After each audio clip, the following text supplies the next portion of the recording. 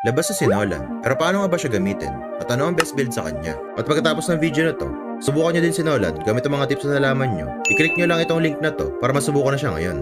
Importante yung blue buff kay Nolan dahil umaasa siya sa energy para mag-clear. Early game, importante magpa-level 4 muna kayo para mas mapadali ang pag-burst nyo. Pero kahit wala pa kayong ultimate, malakas pa din si Nolan sa mga maliliit na laban na nangyayari sa mapa dahil sa low CD ng skills niya. Pero importante pa din bago kayo pumalag ay meron kayong blue buff dahil mararamdaman nyo talaga mabilis maubos ang energy nyo pagkatapos ng ilang combos. Sa pagdalaw naman, magandang abusin yung damo para gamitin yung basic attack ni Nolan bilang dash. I-reserve nyo yung second skill niya dahil the more na mas maraming rift ang nakapatong sa kalaban nyo, mas masakit yung damage. Kung gagamitin nyo agad yung second skill nyo pampasok, masasayang lang yung may iwan na itong rift. Sa Assassin Emblem naman, dalawa ang pwede nyo piliin. Pwede kayo mag-burst build gamit ang Rapture, High and Dry at Lethal Ignition, o mas less burst pero mas survivable kayo gamit ang Rapture, Festival of Blood at Killing Spree. Hindi masama ang spellbomb kay Nolan dahil nai-spam yung skills niya at yung sabay-sabay na putok neto ay magiging malaking burst ng heal kung makapatama nyo. Tapos sa build naman, Tough Boots, Blade of Heptasis, Hunter Strike, Blade of Despair, Malefic Roar at Immortality.